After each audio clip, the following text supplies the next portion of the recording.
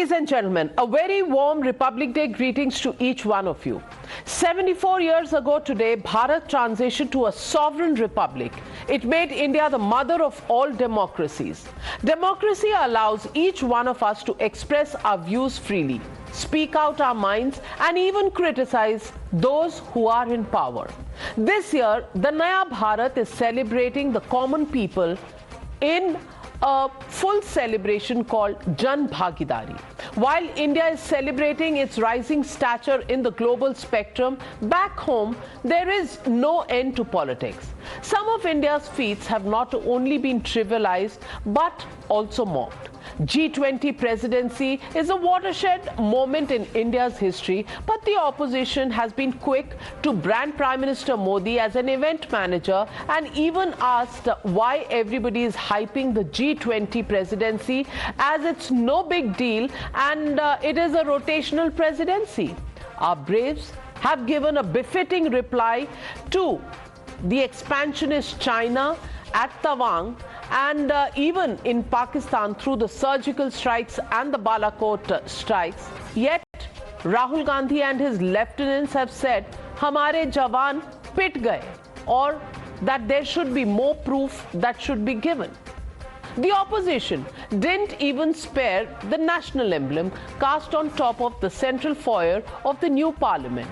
They say that the basic character of the Ashoka's lion capital has been tampered with to depict aggression and bare-fanged. This is not all. Even 4 years after the decisive operation by Braves, the Congress party continues to doubt it. In 2019, the party's leaders called it a farcical strike, and now in 2023, Digvijay Singh asked for proof of the surgical strikes.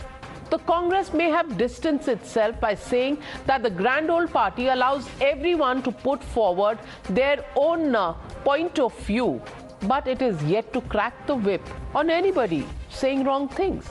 From Ram Mandir to foreign direct investment, the Naya Bharat is unstoppable. India is valued at $3 trillion economy in the last 5 years, while from 1947 to 2014, the economy was valued at $2 trillion only. Toilets that have been built, which were 1/3 of this number over the last 70 years. There are achievements, 47% increase in the number of IITs, there are increase in the number of IIMs, 160 times jump in the number of internet users. Even the fact that exports have jumped 334 times, especially defense exports in the last 5 years. Yet the opposition sees no good, nothing to celebrate in all of this. So that brings me to the legitimate question on the Newshour tonight. Is politics and small-time bickering compromising national pride? That's the question, and that's the debate coming up on the other side. You're watching the Newshour at 9, debate number 1, on Times Now, Super Prime Time. Joining me on the debate tonight, GVL Narasimha Rao, Member of Parliament and National Spokesperson of the BJP, Sushant Sareen, Senior Fellow at the ORF, Sushil Pandit, activist, Karthik Reddy, Spokesperson of the TRS, Lokesh Jindal, Leader of the Congress Party, Saeed Faisal Ali, Senior Leader of the RJD. But before I get on to the political debate, I also want to welcome Lieutenant General KJS Dhillon, defense analyst and somebody we've admired for a very long time, especially his services in Jammu and Kashmir. Though you can't compare, the entire career that he spent as issue, including matters of national pride.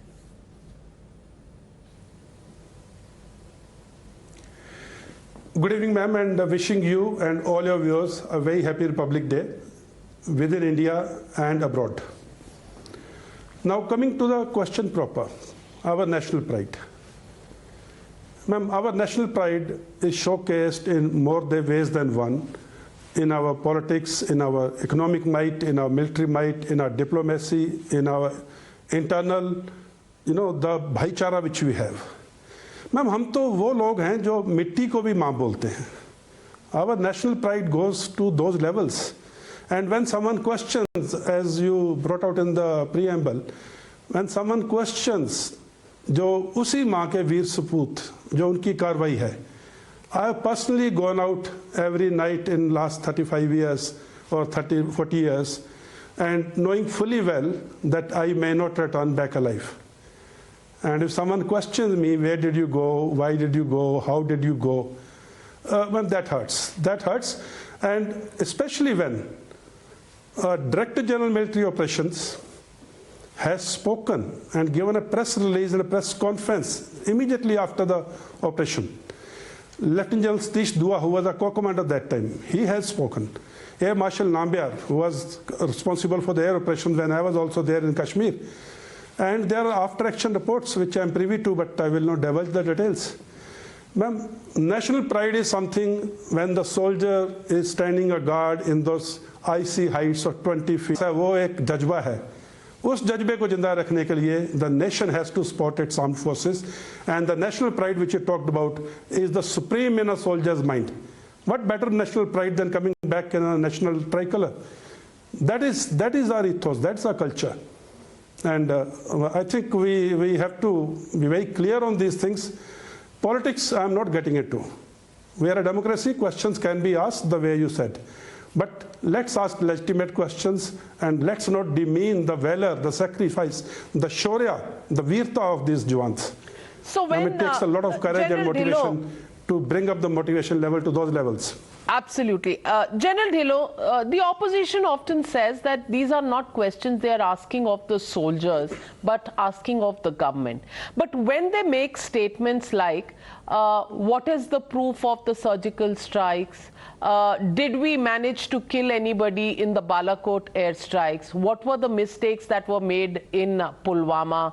China has taken away a piece of our land. Do you see these as questions to the government, or do you see these as doubts raised on our armed forces? Ma'am, armed forces are an arm of the government of India. When questions are asked, whether to the government or to the armed forces, whether the strikes took place, where is the proof? Are they asking me which route did I take to go into the enemy territory? Are they asking me what weapon systems I used to eliminate those enemies? Are they asking me how did I suppress their air defense? Are they asking me how did I suppress their surveillance system? Are they asking me how did I know the location of the minefields and the gaps or the breaches which I had to make in that? Are they asking me how did I know the layout of their trenches and their posts? Are they asking me how did I come back safely without being noticed? Ma'am, if I have to tell all these things as proof, as a military commander, I'll be a damned man. The enemy would know each and every capability of ours. It is enough for a Director General Military Operations to come out and say, we did it. And the nation must accept, and nation must have faith in their armed forces. We have proved it time and again. The biggest surrender after the Second World War, 93,000 surrender. We have won the Kargil war for the nation. We have made sure the integrity of the nation remains intact. That is a soldier who is doing all this for the nation. The whole of nation approach is very important to support the armed forces. Questions can be asked, I am not denying that. But are you asking me the proof of all these things? No, these are very, very technical, very, very stealth informations. Very confidential to keep secrecy of our assets, our resources, our capabilities. I don't think any army in the world gives out these details as proofs to their countrymen. Well, General Dhillon, when they say that China ne 1000 square kilometer le liya hai, who are they questioning? Who are they expressing their doubts against? Ma'am, this question has been answered by various commanders, various leaders at various times. The line of actual control, the perception differences, their perception and our perception, and what has happened ever since independence and where China is, where Tibet was, and what has on the ground situation. It has been clarified by a number of times by a number of people. It's a very complex issue. Within the army also, it's handled by the Director General Military Operations. So it's a very complex operation to answer in a very small interview like this. But the fact remains, our army is standing tall and standing firm on ground. Well, thank you very much, General Dhillon. As we celebrate you and your tribe of soldiers who have helped over the last 75 years to keep this country safe and maintain its integrity. We are proud of you. We salute you, especially on a day like this. My heart goes out to you, and with me, our viewers join in to really salute you. We have no questions. We have full faith and belief in you. I don't want to drag you into the political part of this debate, but thank you for joining me, General Tiny Dhillon. Going across to my panel tonight, Lokesh Jindal, you heard Lieutenant General KJS Dhillon, and he's been a long-serving, soldier. You heard. Every time a question is asked about the proof, every time a question is raised which says, ye land le liya unhone, ye wahan chala gaya, it takes away the morale of the soldiers. Today, my issue is not about whether or not the opposition parties have the right to ask questions. Of course you have the right to ask questions. But what are the questions that you should be asking? And what is the timing? And can those questions be asked without demoralizing our armed forces and reducing our national pride? That's the question I want to put to you. Good evening, Navika, and wishing you all a very happy Republic Day. To you also. And today when we are talking about national pride, if nation is a community that is characterized by a feeling of brotherhood, then national pride is when discomfort and pain of one brother causes agony and an equivalent feeling of discomfort to the other, whether it is a jawan dying at the border, whether it is farmers sitting for their rights for 2 years, whether it is Lakhimpur Kheri, whether it is any incident, whether a woman, whether Bilkis Bano is suffering for her rights, and if it causes discomfort and agony to the other brother, other sister, then we as a nation, as a community, should be proud of for being Indians. Mile sur mera, tumhara to sur bane hamara. This is what is national pride. We stand with the army, we stand with the soldiers, we stand with the farmers, we stand with every individual.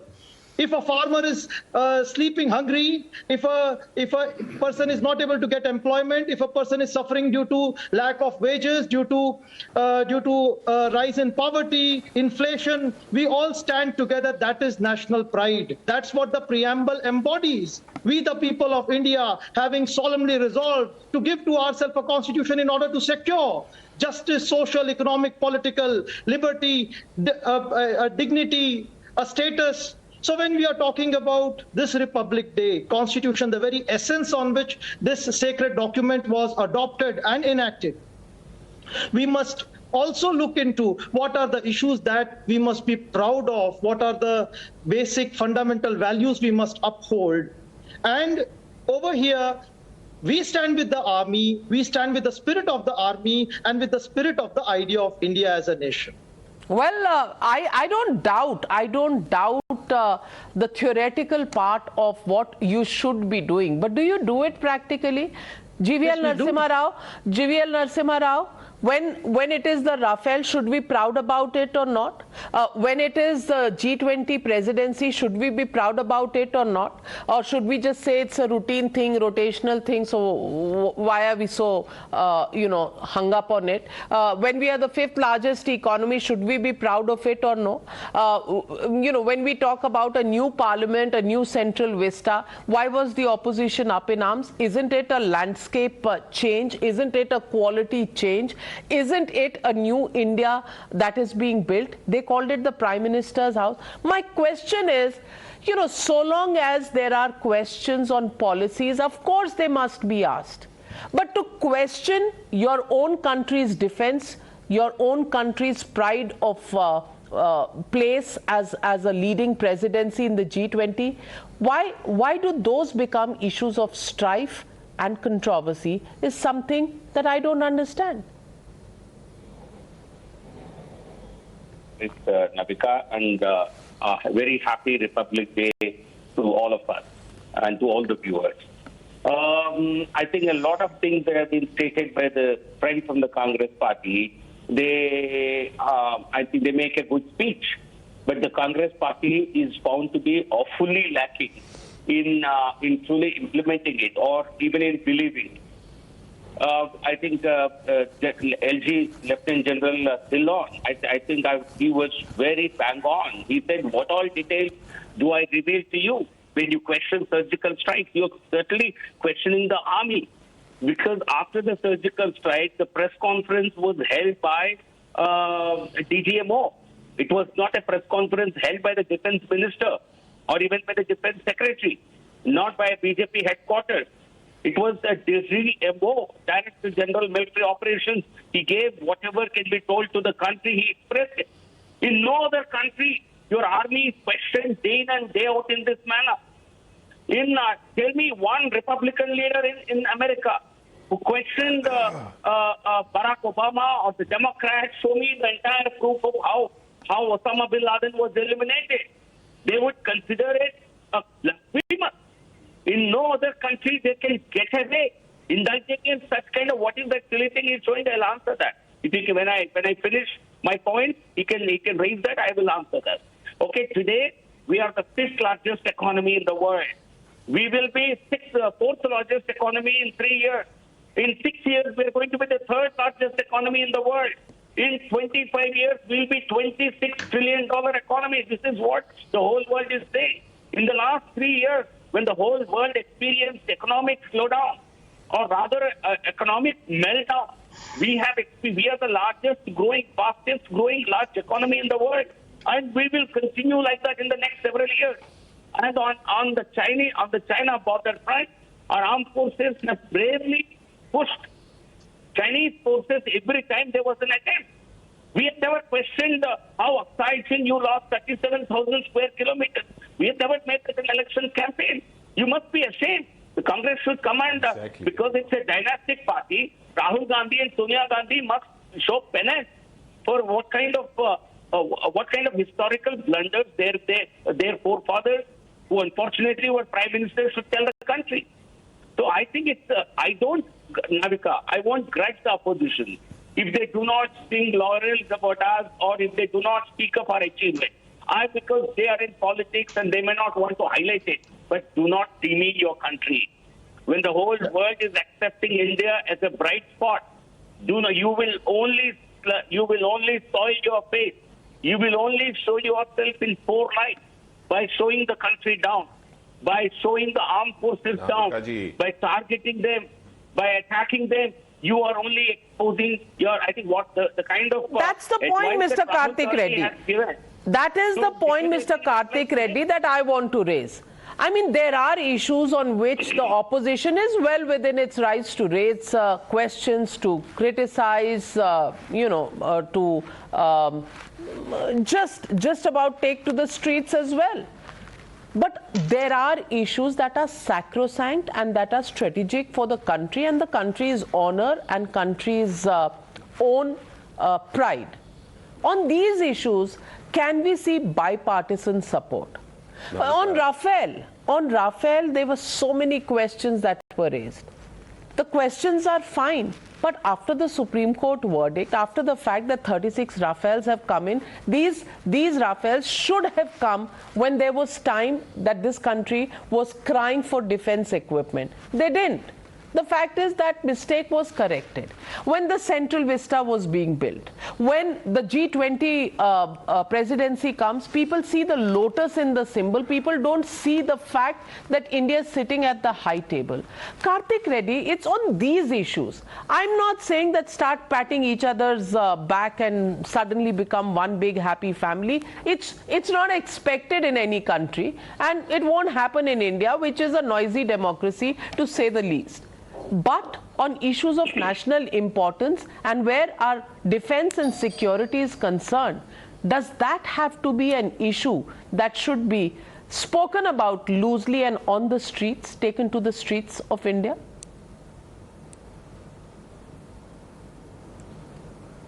Navika, primarily let me object to the undertone of this debate, which brands all opposition parties as anti-nationals or who have no love lost for this country. I want to object to the fact we or myself would be the last person to hate this country, if whoever the Prime Minister is and whoever the Prime Minister is not. We, the BRS party, have stood firm behind this very government, this very Prime Minister, which matters relating to national security, matters relating to military action, and matters relating to border issues. We have never taken sides. But, as you said, there have to be certain questions asked. Navika, national pride over politics, this should not never happen. But the problem here in this country presently, the meaning of national pride, the meaning of nationalism has been smudged and has been blurred. And this has been happening for quite many years now, for the last many decades, when power has become so essentially important in India. To be in power, we smudge the meanings of secularism, we smudge the meaning of national pride, we smudge the meaning of love for this country. As a Prime Minister should be good. Otherwise, you are anti-national.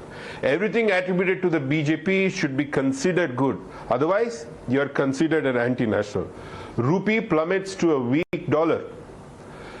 Fuel prices rise because of international barrel rates. If you question this, you are an anti-national. Navika, questioning the previous regime's inaction during terrorist strikes is nationalism, and questioning the incompetency of the present regime during terrorist strikes is anti-national. The meaning of nationalism, the meaning of pride of the nation has been completely blurred, completely smudged, and this is a problem, and this is what we have to correct. As GVL Narasimha Rao Garu went on about some data, when the canvas is yours, you can be your own Picasso. I can go on about how our Honorable Prime Minister promised this economy to be a $5 trillion economy. How our Honorable Prime Minister promised this country to be a trade deficit country. But no, nothing of those sort has happened. This is the reason. Let's debate. Let's not blur the meaning of nationalism. The reason for this situation is completely on BJP's and the Prime Minister's head. Well, I want to get in Sushant Sareen, and I want an unbiased view, Sushant Sareen. Has the meaning of nationalism been smudged? Has the meaning of secularism been smudged? And is the BJP guilty of changing the definition of these very words, says opposition parties? So, where do you stand on that?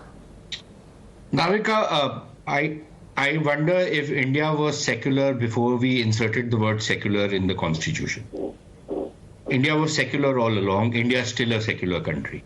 And just because you have that word in the constitution does not make you any more or any less secular, number one. Number two, I think the entire meaning of the word secularism has been distorted and contorted for political purposes. I don't, there was a very stirring speech which Mr. Lokesh Jindal made when he talked about Bilkis Bano and everybody else. I wish he had spoken about the Ahmedabad riots of 1969. I hope he had mentioned about Meerut, Malyana, Moradabad, Rampur, Bhiwandi, Mumbai, Bhagalpur, Delhi. And I wish they had done something to solve the tears of people who became victims to violence when the Congress party and its goons were carrying out pogroms. I wish they had done that. Then I would have understood, this very stirring speeches. I would have appreciated it if the thousands of farmers who were committing suicide in Marathwada under their government because of agricultural distress. I wish they had, his eyes were teary at that point of time. Unfortunately, we didn't see anything. All that we saw were politically motivated, debt And this government, I'm not certainly not absolving this government of it, but these kind of debt waivers was the formula for solving the problem. And when a minister was asked as to what happened to thousands and hundreds of thousands of crores spent on irrigation schemes, you remember what he said? Should I piss on in the dams so that there is water? This was the kind of sentiment which we heard from their partners and that particular government. So I believe that the word secularism has been distorted. It has been contorted. I believe in secularism, and I'll tell you why I believe in secularism. I don't have to like somebody to believe in secularism. I believe no modern nation state can run except on secular principle. My question to people who keep talking about a Hindu Rashtra, for example, is, do you have any template, do you have any framework, what exactly a Hindu Rashtra is? What do you mean by Hindu Rashtra? In a sense, India is a Hindu Rashtra because it is 80% Hindu. The basic cultural ethos of this country is Hindu. But when you say that I want to make it a Hindu Rashtra, what do you mean by it? Please give me some template, then I can at least have a debate with you on it, even if I might disagree with you. So I believe in secularism, but I don't believe in the kind of secularism which says that, for example, as my friend Anand Ranganathan keeps pointing out, that all Hindu places of worship will be under government control. Their resources will be controlled by the government. Their resources will not be used for the welfare of that community, but the same principle will not apply to others. And I hold the BJP government entirely guilty of following that fake secularism of the others by not correcting this anomaly in the Indian Constitution, for example, on a range of other issues. I actually believe that the state should not look at the caste, color, creed of any citizen. It should deal, and to that extent, I give credit to the BJP, that when they have their social welfare schemes, they have not one instance of discrimination either on caste or on religious basis or on these things. So yes, over the last so many years, there have been accomplishments of all governments, and there have been glaring failures of all governments. And what is important is that when we criticize, we should be sober in our criticism, not shrill in our criticism. If we are sober, if we do constructive criticism, and I don't care whether, you go hammer and tongs at the government. For example, Mr. Reddy was raising this issue about CWG games. I don't think there was anybody in this country who protested that CWG games were being held in India. The protests were about the allegations of a horrendous corruption in CWG games. That is what the protests were about. He talks about, petrol prices going up. Look, India simply cannot control international petrol prices. But when we could make an intervention, for example, by buying Russian oil cheap, we've done it. We've gone against the entire Western world consensus, and we've stuck to our guns because we feel we need that kind of fiscal space. Now he will say that, why have you raised the taxes so much? Which is a fair question to ask. But until and unless the government in this country starts taxing things, we'll become a Pakistan. Pakistan was selling oil cheaper than what the Arab countries which produce oil were selling it in their countries. Do you want to become a basket case like Pakistan? So I think there is something to be said for fiscal responsibility. And one final point, Navika, it's all very well for Mr. Narasimha Rao to talk about becoming the fourth largest, third largest, the largest economy, $26 trillion. You can throw whatever figures you want to. But if you are not sensible in handling your economics, and if you resort to, for example, as people in the BJP are also now trying to, race to the bottom, for example, and just one example, old pension scheme, you will bankrupt this country before you become even the fourth largest economy of the world. So you have to be fiscally responsible, you have to be fiscally sensible, you have to be economically liberal, and you have to maintain social harmony in this country if you want to achieve the goals which Mr. Narasimha Rao is talking about. So before I get in Sushil Pandit, Karthik Reddy, the question is, did you not want the corruption in the Commonwealth Games to come out? Did you want the Indian taxpayer to pay the kind of prices for toilet paper that were being shown in the purchase of toilet paper in various stadia when the Commonwealth Games were being held? So who was allergic to holding the Commonwealth Games here? But in the name of Commonwealth Games, the plunder that was going on, that was being being highlighted. Where is the problem with that, Mr. Karthik Reddy? Or are you saying corruption is not an issue? Navika, let me remind you. No, let me take you back to Commonwealth Games. Running up to the Commonwealth Games, there were certain items which were not prepared. The stadiums were half done. Then the then Prime Minister had to step in, had to take the whole responsibility and say, I will get it done. But I remember very well the same BJP leadership during run-up to the Commonwealth Games came on to the national televisions, were addressing the media saying this is a shame that India cannot hold Commonwealth Games. I am pointing out that fact. And today when we point out G20 presidency, which is matter of fact cyclic, we become anti-nationals.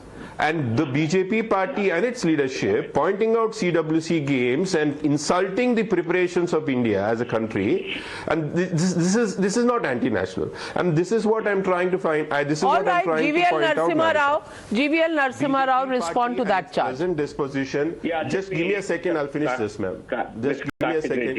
In the name of nationalism, if we remember, distinctly remember how the government of the day at the time of CWG, I think it was both UPA and Congress government in Delhi, how it was totally unprepared. It was only a stage for looting the public exchequer. There was complete unpreparedness. So it was certainly a point that needed to be highlighted. Point number one. Number two, he said, Mr. Karthik Reddy said, no, we don't criticize the government on national security. Let me read a statement of Mr. KCR. President of the BRS now. What did he say? He said, I don't know how he knows this. Arunachal, we are losing our land in Arunachal borders to China every day. I don't know whether he has a telescope from Hyderabad and he's looking at the borders in China, in Arunachal, thousands of kilometers of border. And what basis you're making a statement like this? Was Mr. Chandrasekhar Rao, was he not trying to really create an unwarranted scare in the country? Did he apologize for such a statement, or did he offer proof? Let him just say this is the place where China occupied. Let him go and show it to the world. See, using national security, border security, and our country's sovereignty for the sake of cheap politics is something that we are critically we are questioning. So Mr. Chandrasekhar Rao is guilty of doing what the Congress does on a day-in and day-basis. Well, I will allow Karthik Reddy to respond to that, but I want to come back to the central issue of national pride. Now, Sushil Pandit, I want to ask you this question. Mr. Rahul Gandhi is on a Bharat Jodo Yatra, and more power to him. But the fact is, when it comes to Jammu and Kashmir and he ends his Bharat Jodo Yatra, he has decided not to go to Lal Chowk to unfurl the tricolour. Why? Because then it will be seen as following the RSS agenda. I want to ask you, has the tricolour now become part of different agendas, or is it a common agenda of every citizen of this country, the tricolour? And hasn't Lal Chowk in Srinagar been the place where separatism had used this as, it's a symbolic place. So why is Mr. Rahul Gandhi really not wanting to go and give that symbolism that the Tiranga that joins this country together will be unfurled at Lal Chowk? Only because RSS has gone there before him? Is that all right and nationalist enough?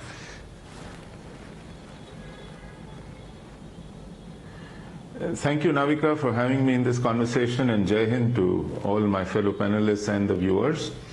You've raised a very interesting question.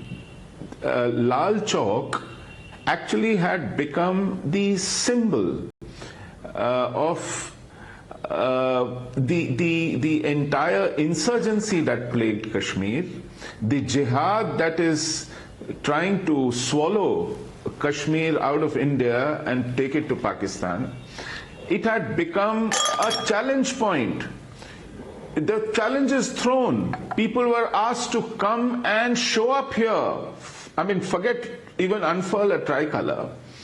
And it was to that challenge that from time to time, different political parties and leaders have trekked up there in a yatra to assert India's sovereignty and integrity at Lal Chowk. Lal Chowk is as much a symbol of asserting India's integrity in Kashmir as Lal Killa is to assert our sovereignty as a nation on every 15th of August. Now, why isn't he doing this there is because he is very much part of a Gupkar gang flanked by Abdullahs and Muftis who would see it as an affront to jihad, a direct challenge to jihad. Now, if you are collaborating, if you are playing hide and seek with jihad in Kashmir, if PDP and National Conference don't put up candidates against Congress in 2019 in Jammu and Udhampur to transfer en bloc the Muslim vote of these two constituencies to them and yet lose, then Congress has to return favor. If they join his Padyatra, then he has to take care of their sensitivities. After all, Muftis and Abdullahs are catering to jihadi constituency by seeking concessions for them, for creating policies like Roshni Act for them, for taking out money from public exchequer to give them compensations for the terrorists killed in encounters. So if such is the nexus, he has to build in that kind of concession. And as far as national pride is concerned, Navika, I think it goes far beyond national pride. Pride is more of an intangible in our minds and hearts. National interest is far more tangible. If in 2008 they come out with a book that Mumbai attacks were RSS ki sajish, aren't they letting go Pakistan scot-free?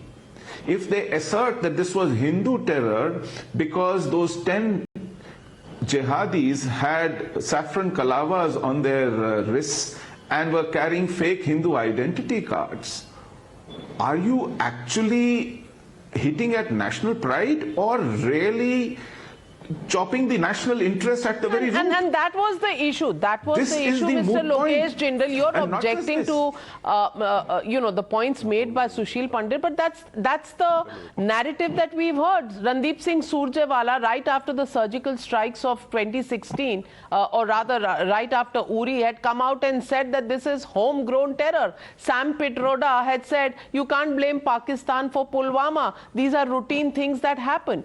The fact is that sometimes, I'm very carefully calling it sometimes, the Congress party and many people in the Congress party have spoken the language that actually supports Pakistan more than it supports India. Navika, I want to show this particular statement that was given by Mr. GVL, claiming that credit for surgical strikes goes to Modi. Now, the president of this country is the supreme commander of the armed forces. You want me to say this again? It's our jawans. Sir, please, let me complete. It's our jawans who lay down their lives to protect the borders of the country. It is our jawans who are stationed away from their homes in the cold, bitter winters in Jammu and Kashmir and sacrificing so that we all can live in peace. Yes. How can Of course, Lokesh Jindal, the same jawans were prepared to go, and this has been stated by the former IAF chief. Leader? Fali Homi Major, the former Indian Air Force chief, has said this, that even after 2008, 26/11, the jawans were prepared to go and strike. It was the political clearance that did not come. So GVL Narasimha Rao, it is the jawans who deserve the credit.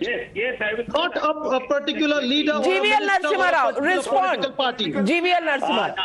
Navika, I think if the reason why Congress is attacking the surgical strikes is because our government is getting the credit, I think we will get the credit, of course.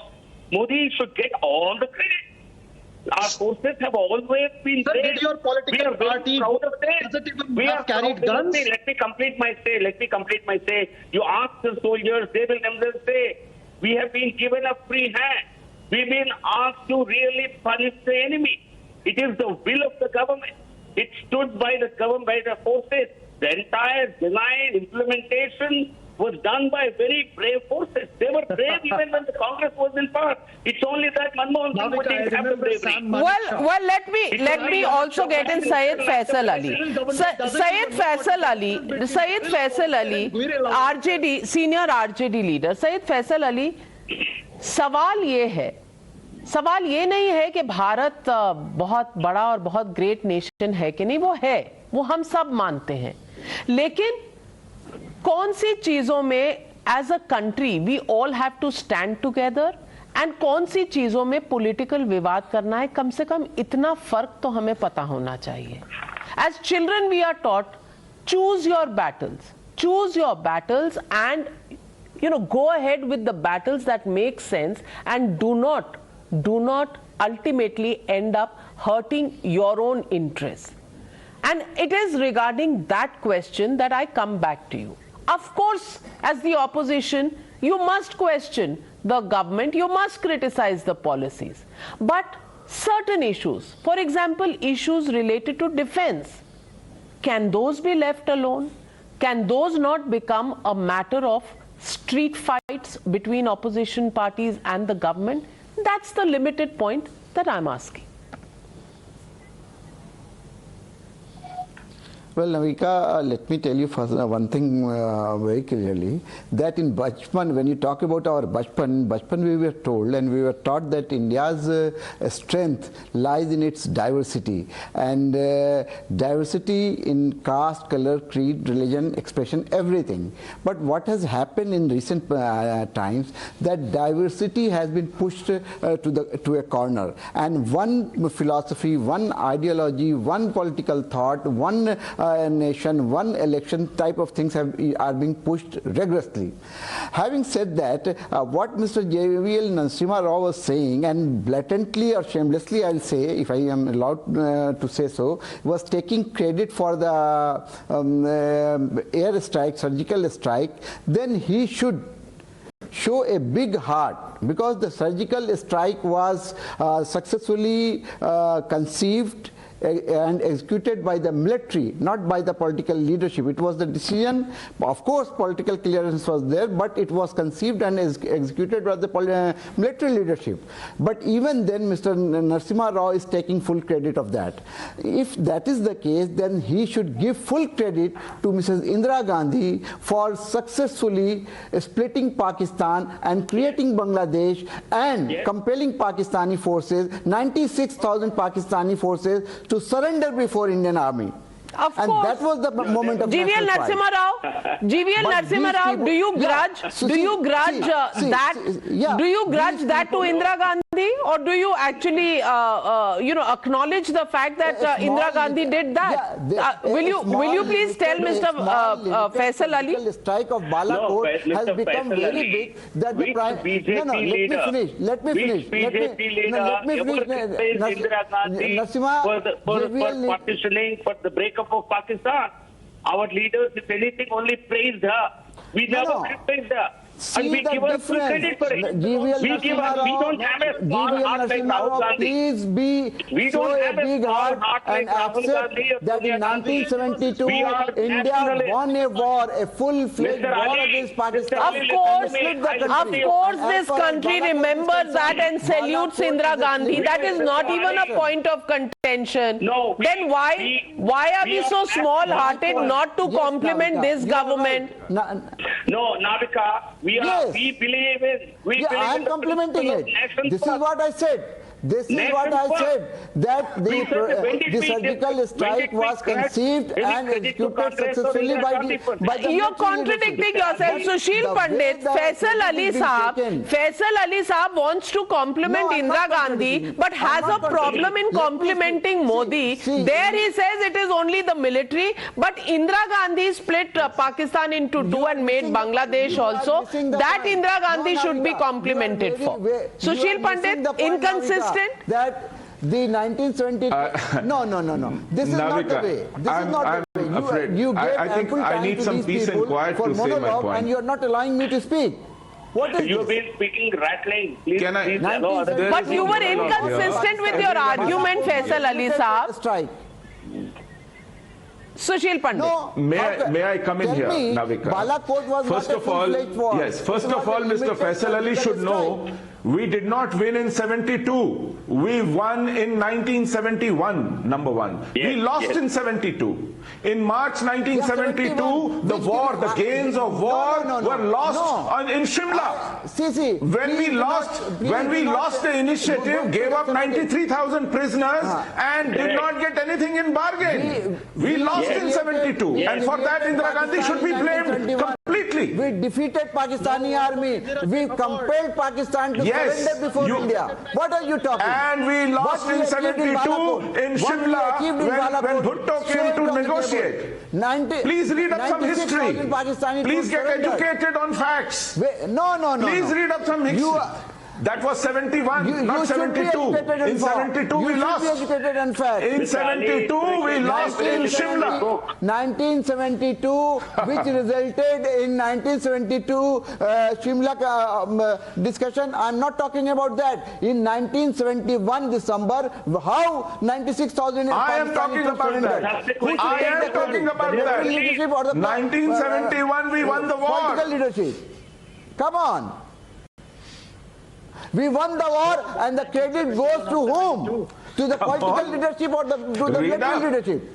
My friend Faisal Ali Sahab, of course the credit goes to Indira Gandhi. Similarly, why are you being so conjuice in giving credit to Narendra Modi for 2016 and 2019? That is the question I'm asking. I'm not confused. Please, Navika, allow me. What I'm I have to leave.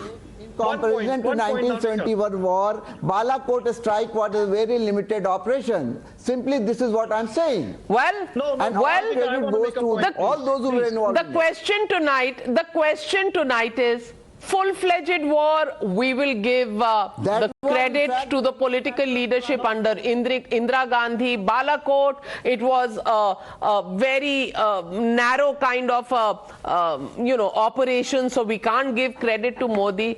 Look at the manner in which we are going into splitting hair. The question is, on the issue of national interest, why are we so divided? Why can't we have some amount of consensus, even though opposition parties continue to have the right to question the government?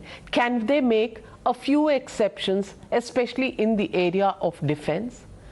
Or are soldiers expected to be provoked and demoralized on a daily basis because the arrangement is that we have to ask questions of the government?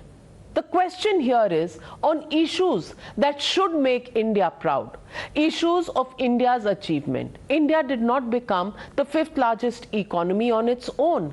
Every single citizen of this country has contributed and played his or her role in taking India there. It's not thanks to any political party. Then why are we not proud about it? Why do we keep saying, why have you missed the $5 trillion economy mark? The question is, COVID did come and upset every country's targets. But we do not make any allowance for that. The question is, when it comes to G20, when it comes to our fight back against COVID itself, the vaccination program, on every issue, there are a lot of controversies and there are a lot of issues that are raised that even sometimes derail and sow the seeds of doubt in the public's mind. The question is, as a country, as a political class, can we come together on some of these issues which are in India's interest? Or 74 years after India became a republic, are we still quibbling about credit wars? Are we still only having a debate about who's in power and who's out of it? Can India mature as a political class in a mature democracy? That's the question that we continue to face. Thank you very much to all my panelists for joining me on the Newshour tonight. A very happy Republic Day to all our viewers.